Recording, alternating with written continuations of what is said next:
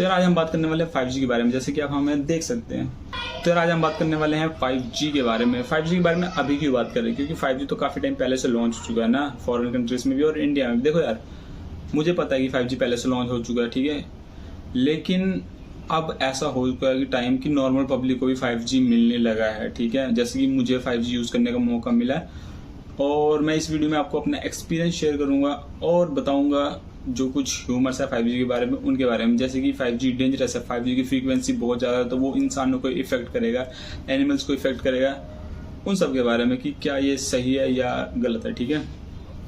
Okay, तो बात करते हैं कि मुझे 5G कैसे यूज़ करने का मौका मिला, ठीक है।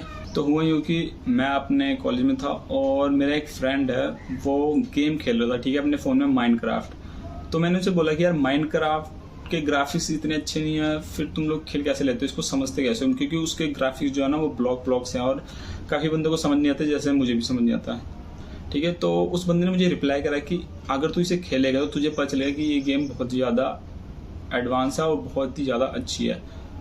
तो मैंने कहा कि फिर मुझे खेलने दे। कह रहे यार अभी मैं खेल रहा हूँ तो तू ना इसे डाउनलोड कर ले। तो उसने कहा कि तू उसका ट्रायल वर्जन खेलो और जब तेरे को अच्छे लगे तो तू उसको बाय कर लियो। तो ट्रायल वर्जन कुछ था 150 या 55 MB का और मेरे फ़ोन में नेट नहीं था, तो उसने कहा मेरा नेट बोरो कर लेना। तो मैंने कहा चल ठीक है। तो उसने मुझे अपना नेट दिया हॉटस्पॉट और लिटरली गेम कुछ 10-12 सेकंड में 150 MB डाउनलोड हो गई। तो मैं थोड़ा सा मतलब सोचा कि भाई इतनी जल्दी कैसे हो सकता है। तो मैंने कहा कि इतनी तेज तेरा फ़ोन का हॉटस्पॉट कैसे चल रहा है। तो उसने रिप्लाई करा कि यार मेरे को 5G मिला है, मतलब कि जियो का सिम था उसके पास, तो जियो वाले ने उसे 5G अनलिमिटेड दे रखा थोड़ा टाइम पीरियड के लिए कि एक्सपीरियंस करने के लिए। तो मुझे याद आया कि ये स्पीड मैंने कहीं एक्सपीरियंस करी है और मुझे फिर समझ आई कि ये मैंने अपने घर के वाईफाई पे स्पीड एक्सपीरियंस करी है। ऐसा जब मैं अपने घर का वाईफाई यूज़ करता हूँ तभी मुझे ये स्पीड मिलती है और ये स्पीड फ़ोन में मिल रही थी। और बड़ी बात है कि उसका फ़ोन कोई नया फ़ोन नहीं था, उसका फ़ोन काफ़ी पुराना था, मतलब 1-2 साल पुराना था। रियलमी का कोई मतलब कि कोई था 5G फ़ोन बट पुराना था, ठीक है। तो उस पुराने फ़ोन में भी 5G की इतनी अच्छी स्पीड मुझे मिल रही थी, वो भी हॉटस्पॉट शेयरिंग पे भी। तो मतलब काफ़ी ज़्यादा इम्प्रेसिव था कि हाँ कि 5G इतना ज़्यादा कैपेबल है।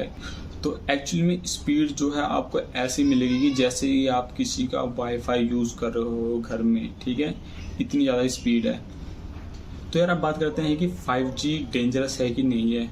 तो देखो यार, 5G को लोग डेंजरस इसलिए समझ रहे हैं क्योंकि इसकी फ्रीक्वेंसी जो है बहुत ही ज़्यादा है 4G के कंपैरिजन में, ठीक है।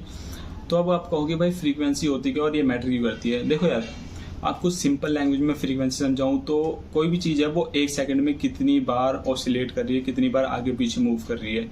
तो अब बात करते हैं कि फ्रीक्वेंसी ये डेंजरस कैसे है, ठीक है।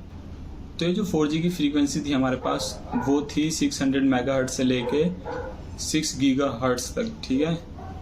उसके बाद जब 5G अभी आया तो इसकी फ्रीक्वेंसी उससे बहुत ज़्यादा है, ठीक है। उसकी जो मैक्स फ्रीक्वेंसी जा सकती थी 4G की वो थी 6 गीगाहर्ट्ज। और ये 5G स्टार्ट कितने से हो रहा है, ये मिनिमम जो इसका बेस है ना ये 28 गीगाहर्ट्ज से ये स्टार्ट ही हो रहा है। और जो इसकी मैक्सिमम रेंज है ना वो 300 गीगाहर्ट्ज तक जा रही है। तो बंदे जो है ना वो पागल हो गए कि भाई इतनी ज़्यादा फ्रीक्वेंसी जब ये छोड़ेगा तो इंसानों पे इफेक्ट तो करेगा ही। तो सब यही कंफ्यूजन फैला रहे हैं कि भाई 5G जो है बहुत ज़्यादा डेंजरस है। अब बात करते हैं कि ये इतनी फ्रीक्वेंसी हमारे लिए डेंजरस है कि नहीं है।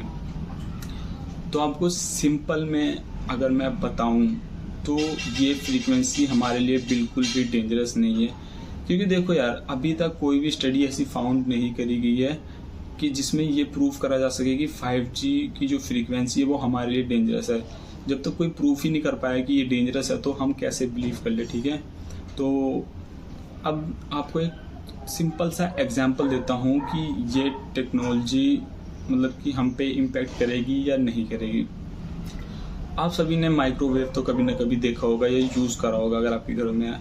तो आप वो माइक्रोवेव कुछ मतलब सेकंड्स में आपको उसमें टाइमर सेट करना होता है और कुछ सेकंड्स में खाने को इतना ज़्यादा गर्म कर देता है जैसे कि लगता है कि बहुत ज़्यादा टेम्परेचर्स भी इससे पकाया गया है, ठीक है, बहुत ज़्यादा मतलब फास्ट कुकिंग कर देता है। और उस माइक्रोवेव की भी एक फ्रीक्वेंसी होती है, वो 2.4 गीगाहर्ट्ज़ पे काम करता है।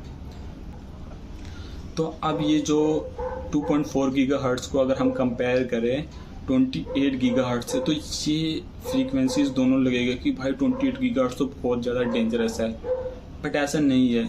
जो माइक्रोवेव की फ्रीक्वेंसी है ना, उसे काफ़ी ज़्यादा मैनिपुलेट करा जाता है ताकि वो उतनी कम फ्रीक्वेंसी पे भी खाने को बहुत ज़्यादा कुक कर सके और बहुत ज़्यादा टेम्परेचर दे सके। बट 28 या 300 मेगाहर्ट्ज़ ये वो वाली फ्रीक्वेंसी नहीं है, उसको उतना मैनिपुलेट नहीं करेगा कि वो इंसानों पे इम्पैक्ट करे, ठीक है। अब बात करते हैं कि अगर ये 2.4 गीगाहर्ट्ज़ की जो फ्रीक्वेंसी है वो खाने को गर्म कर सकती है, तो हमें जो 28 मेगाहर्ट्ज़ है वो क्यों नहीं इम्पैक्ट कर रहा। हम सब क्योंकि इससे ज़्यादा फ्रीक्वेंसी में रह रहे हैं, ऐसा एनवायरनमेंट हमारा कि हम लोग अपनी डेली लाइफ में इससे ज़्यादा फ्रीक्वेंसी डील करते हैं, वो भी नेचुरल फ्रीक्वेंसी। मैं बात कर रहा हूँ सनलाइट की। अगर आपको पता ना हो तो अब मैं बता दूँ, जो सनलाइट की फ्रीक्वेंसी है ना, वो आती है 400 टेराहर्ट्ज़ से लेके 800 टेराहर्ट्ज़ की जाती है। जो विजिबल लाइट है, आप सोचो कि आप जो सनलाइट है उसकी जो फ्रीक्वेंसी है वो 400 टेराहर्ट्ज़ से लेके 800 टेराहर्ट्ज़ तक जा रही है, और वो हम सह रहे हैं और हमें कुछ नहीं हो रहा है।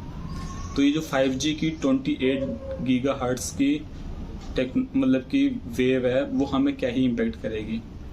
ये मैं इसलिए नहीं कह रहा हूँ कि कंपैरिजन में अच्छा लग रहा है, लेकिन कोई स्टडीज़ भी फाउंड नहीं करी गई है। तो आज के लिए बस इतना ही, मिलते हैं आपको नेक्स्ट वीडियो में।